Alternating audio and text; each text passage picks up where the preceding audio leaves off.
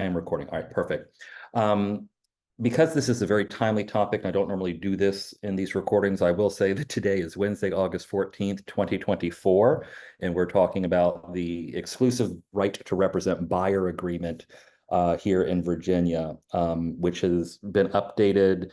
The version has been updated June 2024, so that means that now this is August 2024. It's due for an update in about 5 minutes. But it's important that that we go over these things and continue to go over these things. As Brian Buffini says, we've got to be brilliant at the basics, right? And this is one of the most elemental pieces of our business, especially now. Albert Einstein says, Brian Buffini and Albert Einstein have to go in the same sentence, right? Albert Einstein says, if you don't understand it simply, you don't understand it well enough. And this was a guy that understood a lot of things. So we've got to really drill down on these basic elemental things. Have you heard of Malcolm Gladwell, the author? He's another good one that I would hold up there with these other two. In his book, Outliers, he identified what he calls the 10,000 hour rule. So an expert should have clocked at least 10,000 hours in a given field to be considered an expert in their field, right? So what does that look like in real estate? Let's just be conservative and say we have worked 40 hours a week, and we'll say 50 weeks a year. We'll take 2 weeks vacation. We'll be normal people for a minute. That's only 2,000 hours, working hours in the year. So in 5 years, you would hit the 10,000 mark. So we need to work a little harder with being brilliant at the basics. And I taught a class previously, maybe a year or two ago, on this, and I'll bring it back up again. But we need to concern ourselves with not only the tasks of real estate that we do, but also the intellectual side of real estate, right? What classes are you taking? We were talking about the brokers classes a little bit ago before we started recording. What designations are you seeking? What publications are you reading related to real estate? And number one, are they reliable sources? What meetings are you attending at Hurrah, at RAIN, at VAR, here at the office? Because those things all will contribute to those so-called 10,000 hours. So that said, let's dig into the exclusive right to represent agreement. Amber sent this form to you Monday about 4:30. You always know what the right form to use is when you scroll down to the bottom left of all of our forms, and it has the most recent date, right? So June 2024 is what we want to make sure that we are using. This is Virginia Realtors Form 450. And this is the only, I repeat, the only form that we will use to represent buyers. Full stop, underline, in italics, bold.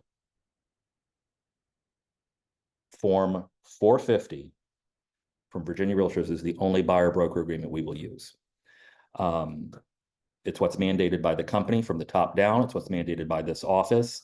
And should there be a problem with it that arises with a buyer, the company as well as Virginia Realtors are on your side. And that's a formidable force. We have had buyer agency for a number of years in Virginia. This form has been required for a number of years in Virginia. Well before Kathy, you and I were licensed, it was required. And we have really gotten out of practice with it because for a long time, the standard for the offices throughout the company have been, you have the buyer broker agreement signed at the first substantive conversation about real estate with a buyer, and then you send it to the office. Regardless if anything ever comes of that agreement and you actually write an offer, or if that buyer decides to fire you and move on to another broker or not buy at all, we're supposed to have this filed with the office. And we got out of practice with that. And I'm just as guilty. I got out of practice with it too. I would keep it on in my file and send it all over with the packet, but we need to get brilliant at the basics. We need to get back to what is required. And if you have a buyer that pushes back on this, you just got to kindly, politely, competently explain what this is and why it's important. And we're going to do that today. So this is on your screen. I will email this to you. It's in your email from Amber Monday afternoon. It's also in the templates that we use in Instanet and Rain. So this is what we call the buyer broker agreement, the exclusive right to represent buyer agreement, standard agency, which is the only kind of agency that we do that's full service. Again, I don't know why this is in parentheses, but it's a legally binding contract. This is notice to the buyer. It's a legally binding contract. So if the buyer has questions about it and doesn't like your explanation, get them connected to an attorney. Have them contact Shaheen Law or see if Sage Title's attorneys will take it up with them. You know, someone that is willing to explain it at a higher, more competent legal level, because we are not attorneys. We should not be giving legal advice. Just to make sure the buyer is comfortable. So let's just go through some of the basics of this. And again, this is, you know, all elementary real estate 101 stuff, but we're starting here and moving forward day one, because today is the new day of the settlement agreements. Everything's in effect as of today. So this agreement is made as of, you put in the date that you first work with this buyer. So if they call you today and say, hey, Kathy, hey, Donna, hey, Kim, I want to buy a house. Great. Let's talk about the process. Explain the buyer broker agreement to them, send it over, go over it like we're going to do, page by page, line by line, and have them sign it, because this is your first substantive conversation about real estate. If a potential buyer walks into your open house, you're good. You're fine. They're a member of the public. There's no commitment there. But if you're working with them one-on-one, you need to have the buyer broker agreement signed. So that goes in there. By in between, this is the buyer's names. One name, two names, 10 names. If you need to say see addendum or see attached, because there's 100 buyers, just make sure everything is referential, right? If you can't squeeze it into this box here, put it on a separate piece of paper and say see Exhibit A. And point this document to that document to say we have 5 buyers who are purchasing this property, and here are their names. A good standard of practice, this is not required, but a good standard of practice is to also capture pictures of the buyer's driver's licenses. This is a good safety tool. It's also good for verification that the buyers are legit, because I know we've all encountered buyers that we feel are a little suspicious over the years. And then also for our follow-up purposes, it gives us the buyer's birthday.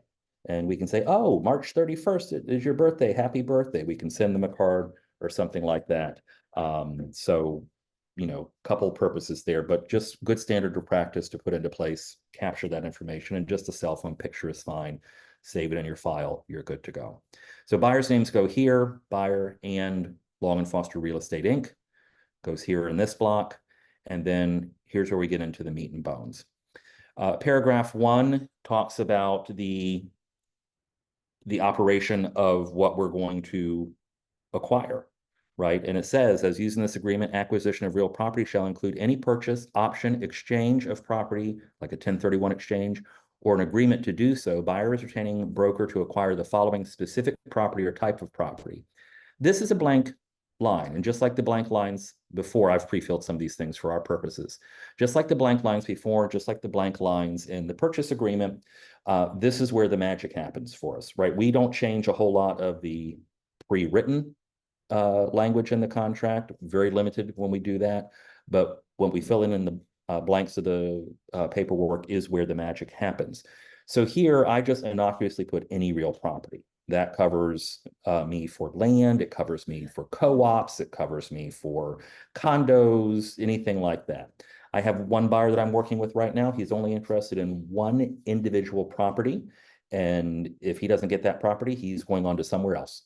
Fine. I'm okay with that. So we have, as we say here, for the specific property or any type of property, you put in the property address, right? 123 Sesame Street, Virginia Beach, Virginia, 23451. That's all this buyer broker agreement is good for. That's also a good way to earn the trust of your buyer. So if you have a buyer that's walked in off of duty, or you've captured them at an open house, or you have just a loose relationship with them and they don't know that they want to work with you long term, write the buyer broker agreement for one property, for 3 or 4 properties you may be seeing that day. Do it for one day, 1 week, and offer that as an option to them, because you want to make sure that they're comfortable making this real estate decision. You want to make sure they're comfortable with you. Do you really want to work with someone that doesn't want to work with you? I don't. I've done it. It's been brutal. And I can tell you from personal experience, and I'm sure several others on the call who've done this once or twice before, when you have someone, your own client, that you have to drag through the transaction with you because they don't like you, it's brutal, right? It doesn't make you feel good about yourself. It doesn't make you feel good about the business we're in. It doesn't make you feel good about the industry. It doesn't make you feel good about the sun coming up in the morning, to be honest. So if they don't want to work with you, cut them loose, right? Just let them go. Talk to Tina. Maybe they want to be reassigned in the office, whatever. But I'm happy to let someone go. I'll give them to Kathy. I'll give them to Kim, somebody else. If you want to be grumpy, I don't want to be grumpy along with you. You're not going to ruin my day. That's Jeremy's soapbox for the morning. So put the type of property in there. If you're working on the Eastern Shore with Megan, you may want to put in mobile homes on here, because mobile homes are technically personal property, as Tina calls it, real estate. So, since you can literally pick up a mobile home and move it, it is personal property, like a shed would be here for us in the suburbs. Term of the agreement, paragraph 2. This agreement shall commence on this date, should pretty much match this date up here, where you're making the agreement. But you can set it for a future date if you want. So it commences on August 14th, 2024, and terminate at midnight on whatever arbitrary date you feel is mutually agreeable. 90 days, I think, is great. A year is fine. 9 hours is good. 1 day is good. Whatever the buyer feels comfortable doing. It's just make sure that if you go beyond this expiration in this agreement, that you update the form. You can cross through that expiration date and initial it with new date. You can do a new form. Probably better to do a new form, because I imagine these forms will be changing probably monthly for the foreseeable future as things continue to shake out. But just make sure that you're staying, as they say in the ninja classes, in flow with your buyers, to make sure that they understand what's going on and they feel comfortable with all of this. Broker's duties. So this is where we say that the broker will do certain things as prescribed by law. And I think in the sales meeting last week that you all talked about some of these duties. Is that right? Do I remember seeing the notes on that? So you have those enumerated in that document, which I know that Amber circulated around. But also it is here basically saying we're going to do our job under the law. Buyer's duties.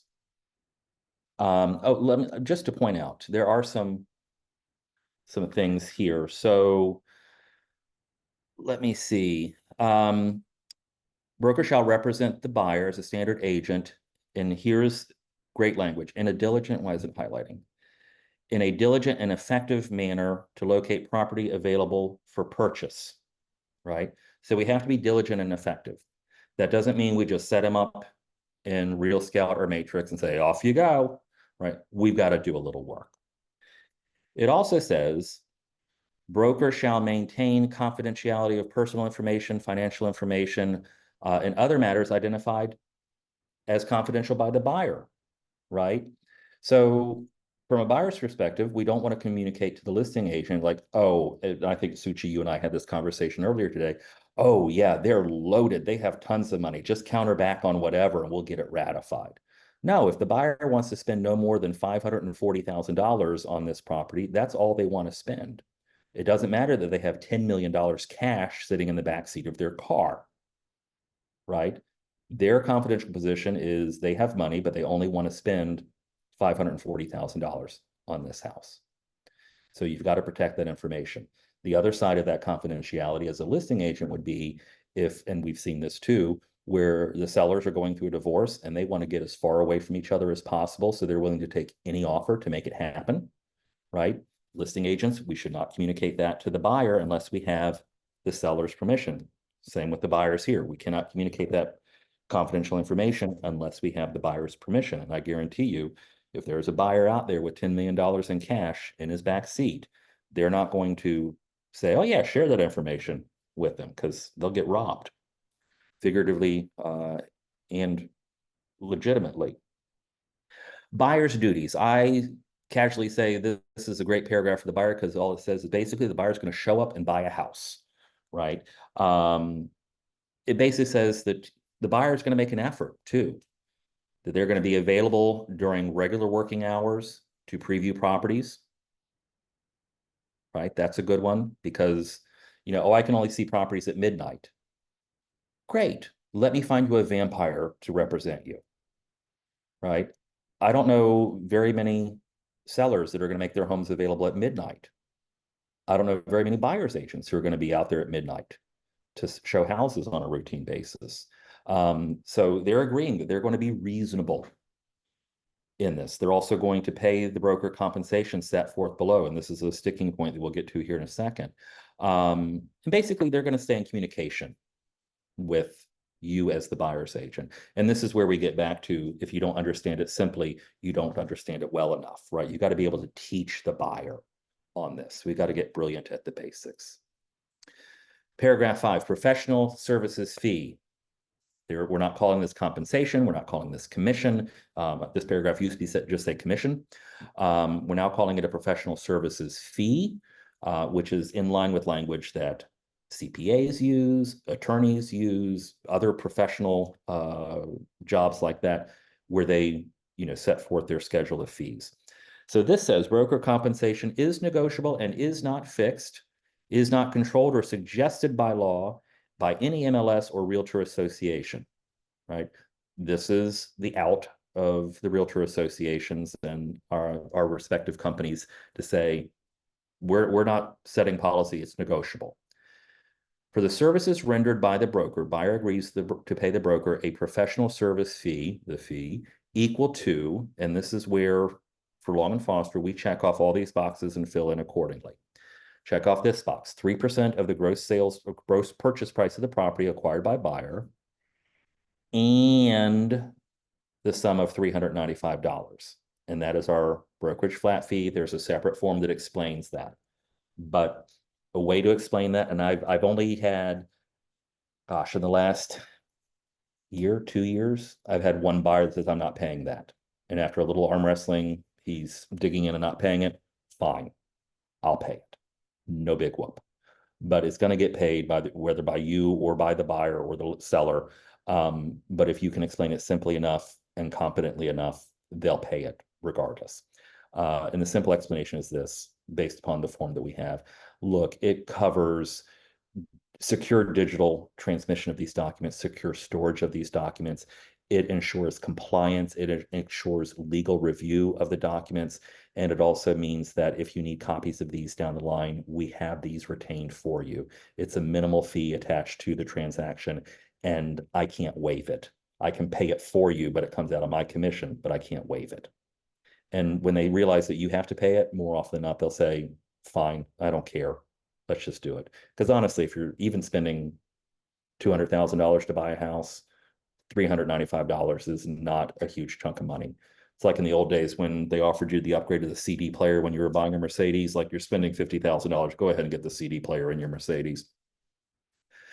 Now, this is where we get into some weeds, right? So this paragraph 5, talking about our professional services fee, is a little denser than it used to be, right? So here we are. Broker may not receive compensation not addressed in this agreement, right? What does that mean? If there is a bonus right? We remember those days where there might be a 1% bonus or $1,000 bonus to the buyer's agent for bringing a buyer during those tough times. If that's not addressed here in this document, we can't collect it. If there is any kind of special commission arrangement, SCA, or what I would consider range commission, where it's like, okay, we'll pay you 2.5% if the offer is between this price and this price. We'll pay you 3% if the offer is between this price and this price. We'll pay you 3.5% if the offer is between this price and this price. These are all older models that we've seen years and years ago. They're not in practice now, but in the event that they come back, this language says you cannot get anything that's not discussed here. So I'll get a question in front of legal about how do we address this box here with bonuses. Should we receive that? Because if you have this set at 2.5% instead of 3%, and the commission being offered to the buyer's agent is 3%, the rest of this document says that that 0.5% goes to the buyer. And that's going to be a tough check to write when you realize you've made a mistake. All right, so just be cognizant of that. Compensation paid by a listing firm to a buyer's broker or paid by a seller, which compensation, if any, is offered, will be credited against the fee due to the buyer. All right, hold that in your brain and let's look back up here.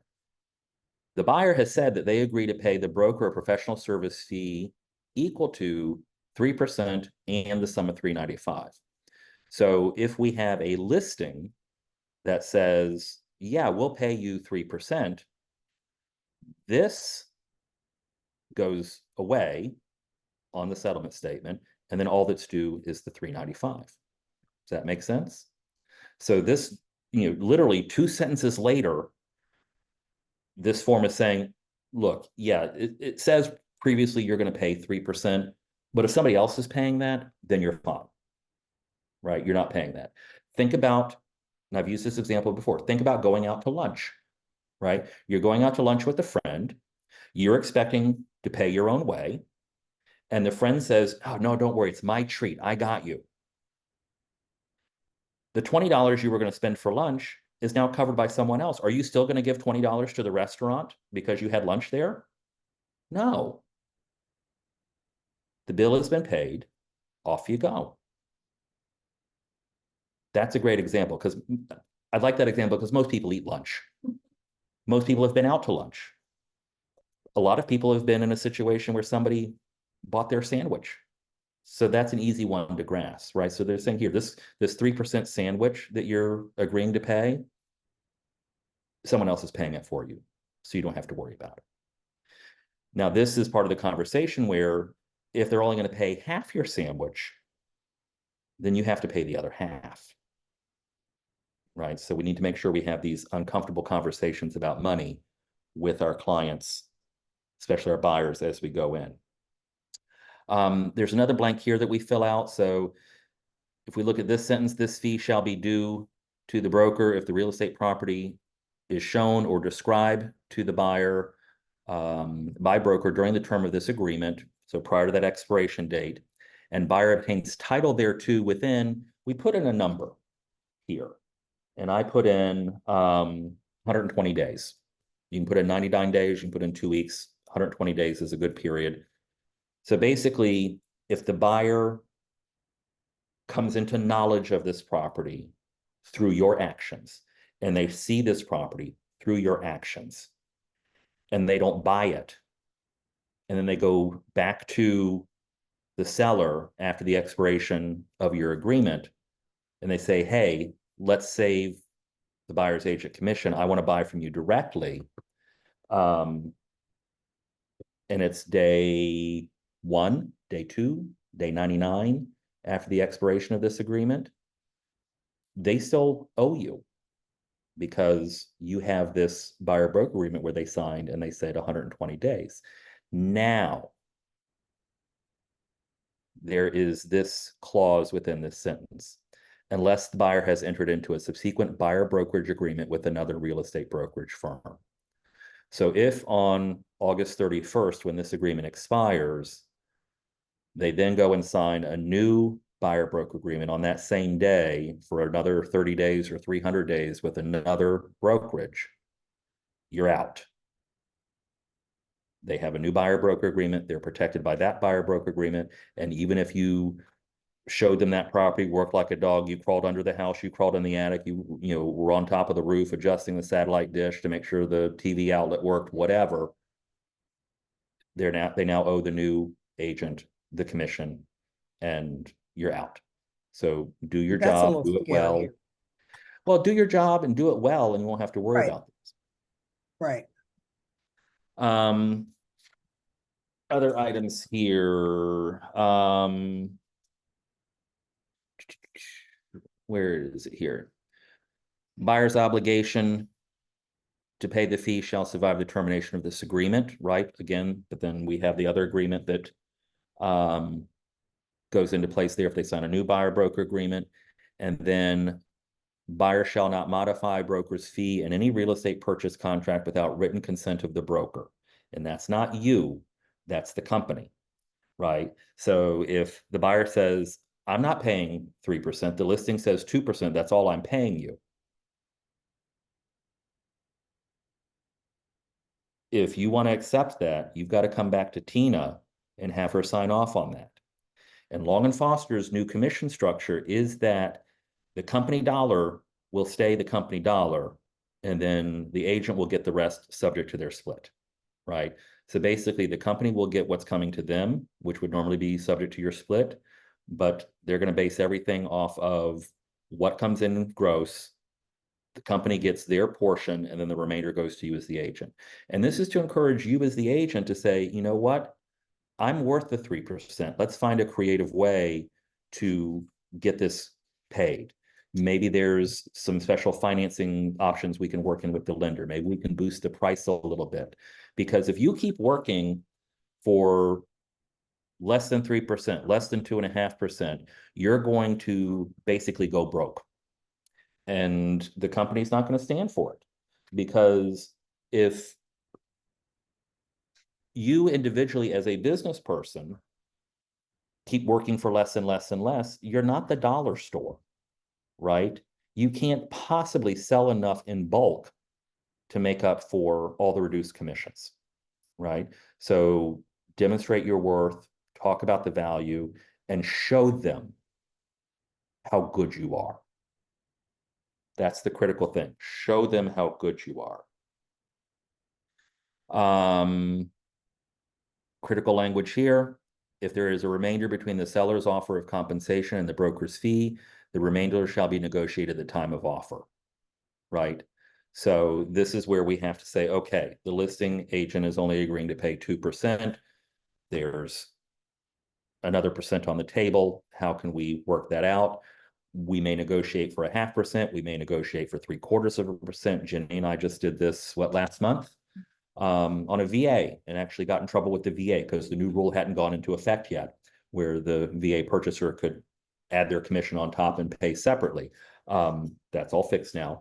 But we had a buyer that was like, yeah, I think we negotiated 0.75% instead of a full percent. Reasonable. The buyer was happy to pay it because we had shown this buyer that we were working like dogs for her, and we were worth every penny, if not more. But we also knew that she is a single woman on a budget, and we negotiated a fair resolution to that. So show your clients, show your buyers the value that they're paying for. Now more than ever, we've got to actually show our work, right? We used to call it the duck principle. I read recently in a book, they call it the swan principle. They say, be a swan, right? You want to be sleek and graceful, just gliding across the water, right? And then what happens underneath? All that work, paddling like hell to make things happen. We want to do that fancy camera work where they can see us gliding across the water up above, but we also want to show them paddling like hell down below, because that's how we're going to demonstrate our value. Let them peek behind the curtain and see who the great and powerful Oz is and what's going on. there. We recently had an issue with dual and designated agents. And this was a matter of the buyer not being able to wrap their mind around what this actually means. So it's all laid out very clearly here in paragraph 6 and paragraph 7, dual and designated agency. But here's the quick and dirty, right? Dual agency, this is how I explain it to my buyers. Dual agency would be if I have you as a buyer, and I also have a listing either in my inventory now as a listing or something that may come along while you are still shopping for a home, that I say, you know what, I think Mr. and Mrs. Buyer would really like this listing of mine. Let me present it to them and let me see if they want it. Here in the buyer broker agreement, you're agreeing to the theory of that happening. If it actually happens in practice, we have another form to sign to say, yes, you actually consent to this happening in the moment. But in theory, if I have a listing that I think might work for you, then I want to present it to you because I want you to see all available properties to you that fit your criteria.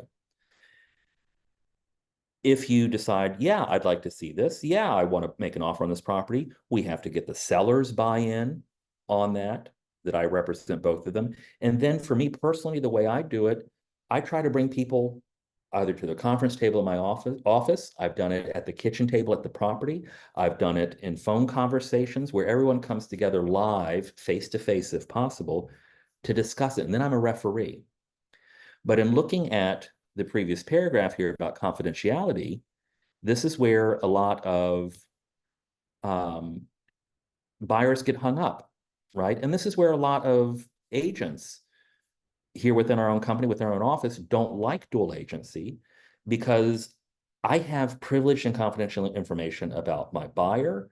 I have privileged and confidential information about my seller. What do I do? You keep your trap shut. That's all there is to it. Kind of like a blackjack dealer in Vegas or Atlantic City, you want to keep your hands visible to them. You want to be as obvious and overt as possible. You want to ask them questions that would lead them into conversation about what they're willing to disclose, what they're not willing to disclose. You can have separate conversations off to each side and report back. And I've had great success with dual agency over the years.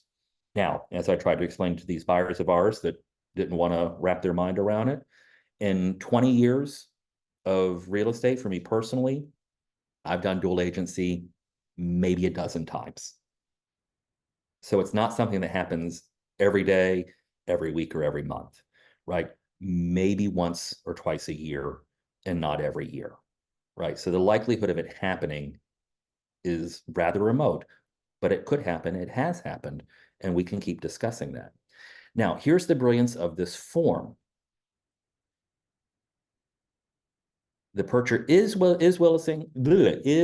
willing or is not willing for the broker to show properties where the broker's firm may assign another agent within the firm to represent both the purchaser and the seller independently as designated agencies.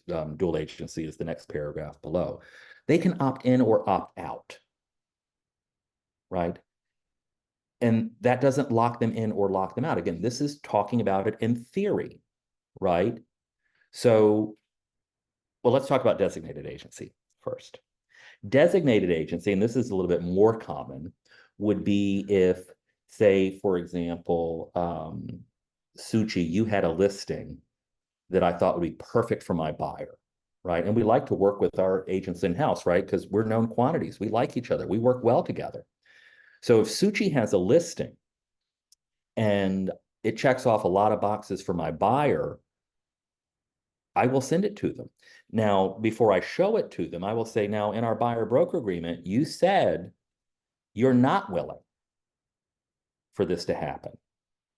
But I saw this listing in the MLS. I thought this would be great for you to at least look at. Can we update this form to say that you would consider looking at this property? Now, when they're presented with it real in the moment, they may say, oh, yeah, that's fine, right? And you may have to explain, it's like, yeah, Suchi and I are in the same company, but we don't talk about every single thing together. Now it's different if you're actually on the same team, or I know Kathy, when you've worked closely with your mom before in the past, there may be some hesitation or suspicion there. It's like, well, you're related, or you're husband and wife, or you're on the same team. You've got to talk. But we really don't, and especially in these situations, we say, okay, we're keeping these two topics separate, kind of thing. We have the code of ethics, we have our fiduciary responsibilities. We just have to explain that to our buyers and get them on board with the education. So designated agency is Long and Foster is the dual agent company, and then there's two separate Long and Foster agents on either side of the transaction, right? And that could be here within the office, that could be a Williamsburg agent, that could be a Kempsville or Chesapeake agent, just any other agent within Long and Foster has a listing, and another agent with Long and Foster has the buyer, and that's designated agency. Here again, under each paragraph, the buyer can opt in or opt out from the get-go. And you've got to be okay with that. If they say, nope, I don't want to do it, fine, check off not willing. And then just casually explain to them, if this comes up down the line and there's a listing that maybe you see online or I find in the MLS and send to you that is a Long and Foster listing, or it's my listing, would you mind, just verbally, would you mind if I just showed it to you and say, hey, if you want to take a look at this, let's talk some more. More often than not, they're going to be okay with that. Let me pause there on dual and designated agency. Anybody have any questions about that? Anyone? Bueller? Okay. Paragraph 8, recordings within the property. This is very, very important because we're all pretty much doing this wrong. Prior to photographing, videography, video telephoning the property without prior permission of the owner, buyer should speak with an attorney. Who gives the permission? Somebody unmute and tell me. The owner. The owner. Who do we normally talk to? The list agent. The listing agent. Can the listing agent give permission? No. After they talk to the owner. Right. Right. If the owner has given the listing agent permission, then the listing agent can speak on behalf of the owner and say, yeah. FaceTiming them is fine. Taking extra photographs is fine. Do we have to get that in writing though, still? I would absolutely get everything in writing. Gotcha. Okay. If you agree, if your buyer tells you to have a good day and you say, yes, I think I will, get it in writing. That's the era we're in right now. It is. Email is a great way to track conversations. Email is great. Text is great. Screenshot the text, put it in the file. But yeah, get what you can in writing just to CYA, cover your auxiliary parts. Okay, thanks. Yeah. So we've all been doing this wrong, right? And this has been in this paragraph has been in the buyer broker agreement for years. And what did we all do during the COVID years?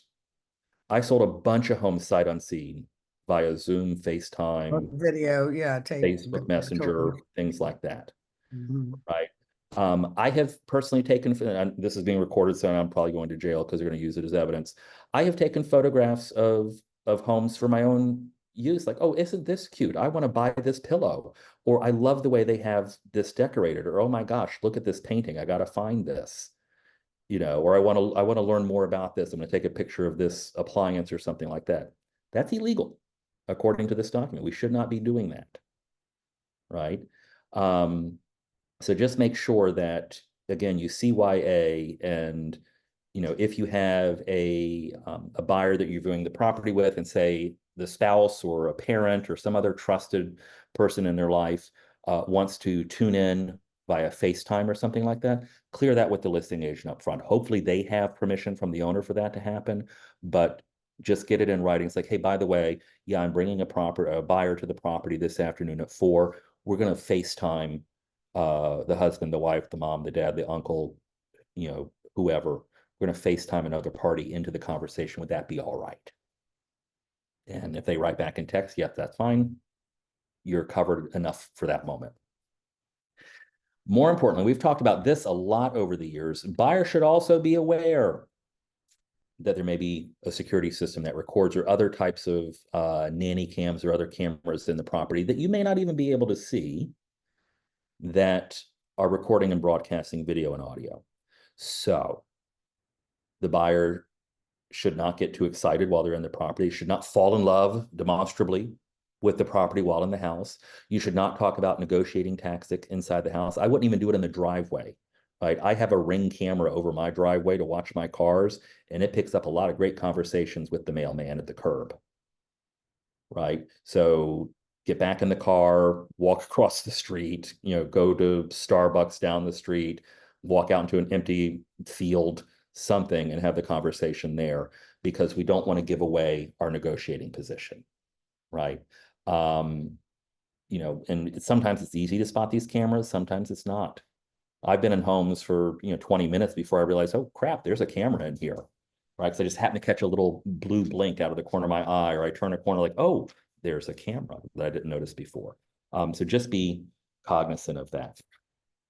Rounding the curve here, you got to go. Miscellaneous. Great line here. Buyer acknowledges that we are a lowly real estate agent. We're not an attorney. We're not a tax advisor. We're not a lender. We're not an appraiser. We're not a surveyor. We're not a structural engineer. We're not a home inspector. We're not some other service provider. We don't play one on TV. We cannot give expert advice unless we have expert experience in that field. See you later. What does this mean? If you're in a house, and here's a perfect example. This happens to me all the time. You're at a listing, or you're doing the home inspection under contract, and you discover that the heating and cooling system is 15 years old, 20 years old. I can, with authority, tell them from my personal experience as a homeowner that a 20-year-old system is not necessarily the end of the world. That I personally have had an HVAC system go for 34 years before it finally died. And let me tell you how that happened. And basically every owner from day one to the last day of 34 years of my ownership of that unit had taken care of it and had it serviced twice a year. And we recharged the Freon, and we, replaced lines and, replaced the capacitor and things like that. Because just like with the car, if you do your maintenance on it, you take care of it, you can get 250,000, 300,000 miles out of your car, right? Most people think 100,000 miles, we're done, right? Got to trade it in, got to get something new. Again, me personally, Alex, are you still on the call, having worked in mechanics before? Cars can go hundreds of thousands of miles if you take care of them, right? But if someone wants us to look at a cracked truss in the attic and say, do you think that's going to hold? Or how do you repair that? I don't have experience repairing. I'm not a structural engineer. I'm not a carpenter. I'm not a contractor. I can't say, oh yeah, well, you just sister that and you put a couple of screws in it and you're done. No.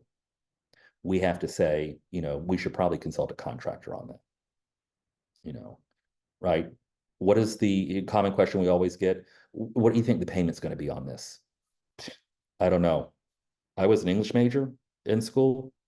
Don't trust me with the numbers. Let's talk to your lender to make sure we get the most accurate numbers we can. I'll have Kim, I'll have John, I'll have whoever run up a worksheet for you to make sure that we're looking at the numbers correctly, right? So just bear that in mind. And that bears repeating again, especially now in this day and age. Everyone's super duper litigious right now and ready to file a lawsuit at a moment's notice. I love paragraph 10 because more often than not, our buyers are consenting to electronic signatures by signing electronically. I don't know what the veracity of that is in a court of law. I don't know if this would stand up that I'm signing electronically to say that I'm willing to sign electronically. I just find that cute. But if this isn't initialed here, which is why I have the little red line here to remind me that I need to have a signature in the middle of the page, or initials in the middle of the page. If this isn't initialed, then you need to have everything done in ink, wet signature as they call it. A notice on wire fraud alert here. We get now into the redundancy of the documents. Wire fraud, basically criminals are hacking email accounts of real estate agents, title companies, settlement attorneys, and others, resulting in fraudulent wire instructions, right? This is why some title companies will not do wires. They will only do cashier's check. They will only send a company check for proceeds. You may have to pick it up. I know at Shaheen Law Firm, they do a live wire instruction confirmation with the client on the phone, right? They've got to have you one-on-one there to make sure that what they send you is exactly it. And then they will drill it into the client's brain that no one is going to change these wiring instructions. And if you get something different, you call me, kind of thing. And you tell your clients that too. Jeremy's not going to send you wiring instructions, right? Because you're not wiring me any money. I'm not in charge of that. The liability for me to send wiring instructions is through the roof, right? The liability for you as an agent to send wiring instructions is through the roof. So make sure you rely on the title company, the attorney's office to handle that, and implore the buyer that before they send any money anywhere, they verify that it's going to the right place. No changes shall occur, especially right before closing. Notice to buyer, this is, again is talking about the sexual offender registry. So if you have any concern about crimes or sexual crimes, look there. Fair housing disclosure. This is detailed to Virginia. Virginia has gender identity in the code now as of a few years ago. Not every state does. This doesn't cover everything, but this enumerates a lot. So again, make sure that we're abiding by all rules within fair housing. I have fired clients before over fair housing violations. You get one warning plus education. If you do it again, I'm done with you. I'll say that again. And I want you to take this to heart as well with your clients. If they are demonstrably violating fair housing, race, color, religion, national origin, sex, elderliness, familial status, source of funds, sexual orientation, gender identity, military status, or disability, as well as classes protected by the laws of the United States and the Commonwealth of Virginia. So there could be local laws in effect too. The city of Alexandria and the city of Richmond have additional fair housing laws that go beyond this. If I have a client that is violating one of these things, I will warn them, caution them, educate them, ask for their cooperation, and I'll do it kindly. But if they do it again, I'm done. I'm not risking my license, my livelihood, my income for someone that will not learn. Absolutely not. Paragraph 14, other terms. This is I've added in. And I think this is important because we'll start to see more FSBOs coming back on the market because they don't want to have to worry about commissions. They don't want to have to worry about who pays who and what. Buyer shall allow agent to handle all contact, communication, negotiations with for sale by owner FSBO or unrepresented sellers, right? And this is, again, part of the education process for our buyers. If you're out and about, you see a sign that says for sale by owner, take a picture, bring it back to me. We'll call, I'll negotiate, because I don't want you to inadvertently give up a negotiating position by saying how much you love the house or by any other kind of innocuous comment that you may think is innocent enough.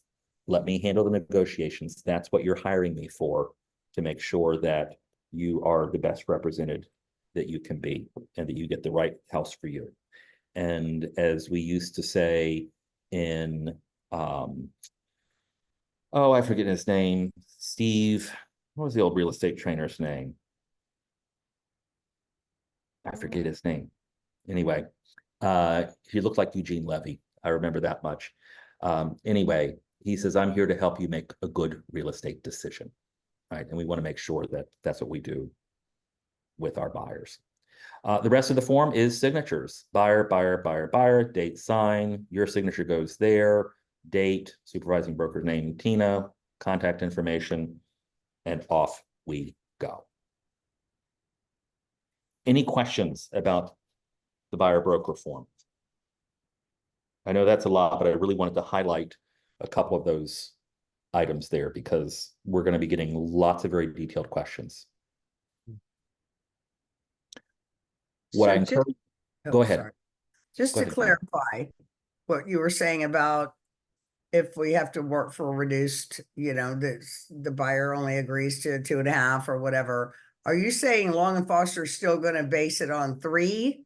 So is that Yeah. kind of what you were Absolutely. going? That's what I understood. Okay. So, yeah. so there are two portions of the commission that an agent brings in to Long and Foster, right? There's the gross commission that comes in and the two portions under that. There's the company dollar and there's the agent dollar. The company dollar is based upon 3%. So even with Tina's blessing, Now with Tina's blessing, okay, everything gets reduced equally. okay. If you don't get prior approval, Mhm. from your manager, you will take the hit, not the company. Gotcha. We need to be very clear about that, right? If there's any special circumstance at all involving money, and this has always been the case, if there's any special circumstance involving money, you always clear it through the branch manager first. Right. Right? You try to defend that position all day long of, no, the company says I got to get 3%. The company says I got to get 3%. Talk about creative ways to make that happen. If they're unwilling or unable to do that, say, I understand. Let me talk to my manager and see what we can do to make this right for you. Right. And it's customer service. It's just customer service. We want to make sure that, we're meeting the consumer where they are, that they feel good making the decisions they're making, that they feel that they can trust us. And part of that is just educating them. It's understanding these forms backwards and forwards. I mean, how many of you had called me for advice on how to fill out the form and say, oh yeah, this paragraph 19, you do this, fill this in, or you check this box in paragraph 7, because I've been working with these forms for years, right? So you've got to get to that level of competency with these forms to be able to tell your buyers, yeah, this is what this paragraph means. There's a lot of gobbledygook there, but effectively, this is what it means, and this is why it's important. And as I point out, and it's going to be redundant to about 3 other paragraphs you see in this other form, kind of thing. And just make sure they know that you are the expert. And the way they know that you are the expert is you demonstrate to them you are the expert. And that may or may not take 10,000 hours, but if it does, start now. Mhm. Okay. Any other questions? Who's that driving with the iPhone? I don't know. All I see is iPhone on there. Oh, Oh, it's Big Boy. Hi, how are you? I'm well. How are you? I'm good. Thank you for joining us. Drive safely. Thank you. Any other questions about the buyer broker agreement? not yet, but I'm sure if they come up, we'll be calling you. If you have any questions about the buyer broker agreement, the settlement, any standard of practice, please let me know. Please let Amber know. Please let Tina know. If we don't know what the right course of action is in that moment, we will get it from top of the house for you. And what I mean by that is if, for example, I got this the other day, the compensation agreement from Rain, that 2-page form that Tina says that we're not supposed to deal with, I get it all the time, submitted on offers with my listings. I don't send it back to the buyer's agent. They ask why. And I say simply, on advice of our principal broker and multiple levels of legal counsel, we have been advised not to use this form. Right. And So, that shuts it down. So if we don't have the answer in the moment, we'll go to top of house, we'll go to legal and say, okay, we've had this thing that hasn't happened here in this market yet, or hasn't happened in our office yet. How would you as a company like us to proceed? And we can usually get that turned around pretty quickly. So, but more often than not, we're going to know the answer because we've been working on this for months and months. so that COM1 form is no longer, it does not COM1 exist. form doesn't any longer. exist. The Gotcha. CA form, compensation agreement, should not exist, so don't use And it. So how does anybody protect themselves on the end of them being the ones that are receiving the commissions? Just this buyer broker agreement or, Buyer broker agreement and and the conjunction contract with of sale, paragraph 17 of the purchase agreement. purchase agreement? Gotcha. Okay. Yep, because, and Alright. that's the thing is, you know, the compensation agreement is not needed because it's paragraph 17 says it in a short paragraph of a couple lines, what it takes 2 pages of the compensation agreement to say. Okay. That's- Thank you. All right. Well, thank you all very much indeed. I appreciate your time. I know we ran over just a few minutes. Thank you for hanging in there.